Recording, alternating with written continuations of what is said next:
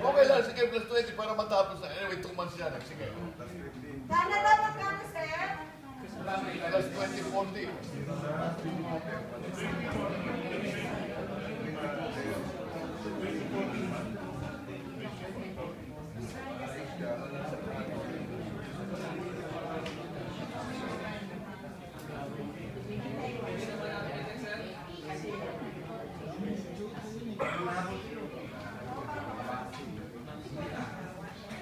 Okay. Pwede ba ako magsalita mo na? Sige. Alam nyo mga kasama, buhat pa lamang nung balaking kung makipag-usap ni Commissioner, talagang hindi na ako nakakatulog. Hindi kasi siya, hindi sa akin yan. Baka na hindi tayo lahat. Katunayan na nag-volunteer na ako dahil kung walang isa sa atin na mag-ano. At for your information, nung kinausap ko si Commissioner, ang sabi mo dyan sa akin hindi ko rin makakalimutan. Mandawing, sabi niya, pareho naman tayong nasa negosyo, hindi ba? Sabi niya, pareho tayong nasa negosyo.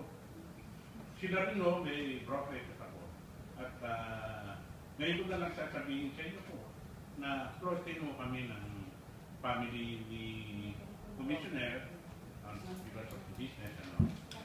Kaya nung nakipag-appoint ako nung isang araw na alas 7, alas 5 pa lang na ayos ko rin sa meeting ko.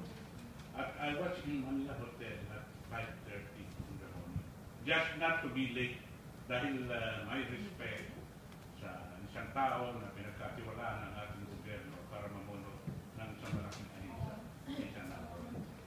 Kaya ako ay nagpapasalamat at humingi ako sa kanya ng meeting na para masabi niya sa inyo, hindi lang sa akin, dahil kung ako magpapaliwanag, maaari yung iba kayo hindi nyo nakuha, dahil kung Commissioner, pwede po bang i-meet nyo kami at sinabi na, ang domain, 2 o'clock sa Friday. Kaya, Mr. Commissioner,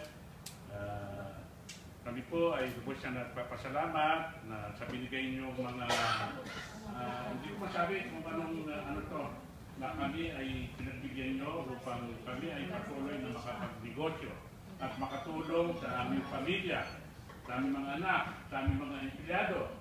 Dahil katulad nga sinabi ko sa inyo, yung brokerage sa business, hindi na katulad noon. Ngayon, yung kuniloy ka mo ngayon, kulang pang magbayad ng container deposit, terminal handling fee. Nalalaman mo niya yun kasi alam niya natin yun. Kaya Commissioner, maraming pong salamat sa pagbibigay niyo sa amin.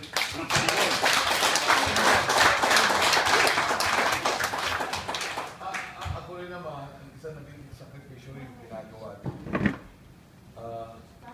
Ang 21, alam niyo naman ang 21 CBI, we closed this 21 CBI entirely because of that conflict. So a lot, mga 75 license customs brokers were affected. But because of our intention really para level ang playing field, etc. So we've closed sa matter, we've filed sa SEC. Wala na, kaya mag-aalala nun sa 21 CBI. Para lang at least yung aking pananaw dito sa inyo, kayo na ngayon ang boss ko eh. Kaya boss ko ngayon, iba na yung katulad na. I'm happy that si Ag, si Jeff Cocobero, tsaka si Silver is with us, helping me in this reform. Diba?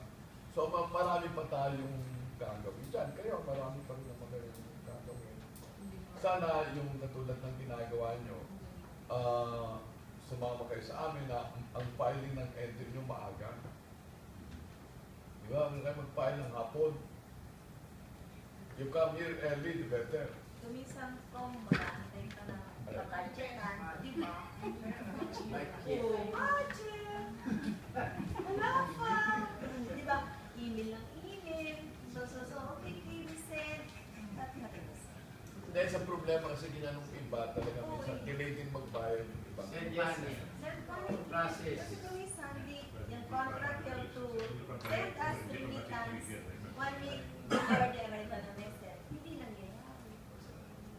especially yung mga Middle East. Hirap makipag-tie up ng mga Pinoy. Mga kasama, meron akong nakalimutan pa siya naman. Ano ba? Ang kaibigan si Ad Subero sa si Silver po. Ano ba natin kasi Sila ang tumutulong din sa atin meron tayo para magkaroon tayo ng magandang relationship. sa ibang kasi ang gagawin pa nga namin no, and some of them are brokers, di ba?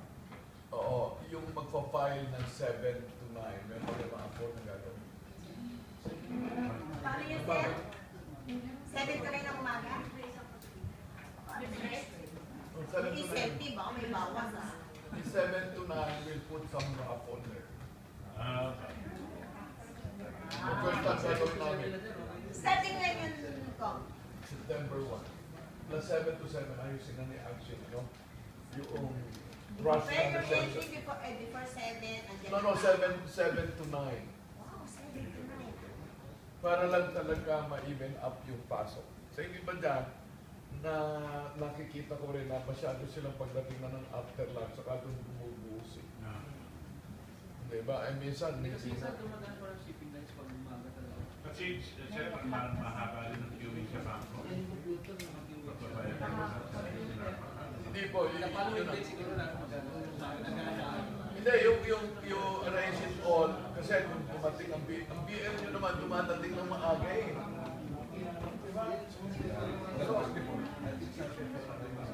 Yeah, but even on that, you can, ewan ko ha, eh kung pwede nyo nga lang i-pre-clear yung shipment nyo, hindi pwede. Bakit sir kasi yung Pwede. mga BL ng Kasi ang tinatawag kong pre-clear, yung talaga ang examination mo na lang sa planta nyo. Tingnan nyo yung angle na gano'n. Meron. Para maaga yung ma-clear na. Lahat naman yan nakukuha sa diskarte. Ay, mga shipping lines, hindi ko ba pwede parang one stop sila, meron silang office dito. No, ang yun ang point, kasi ang mga shipping line office nandun na sa MOA eh. Nandun siya, sa Mawai. Yun ang pinakamatagal dun siya, yung first line. Pinakamatagal dun. Oh, wala na tayo na, parang Sige, okay. Thank you, ha. Tsaka si Alvin, abala ko rito, at saka si Silver. Salamat siya. Okay.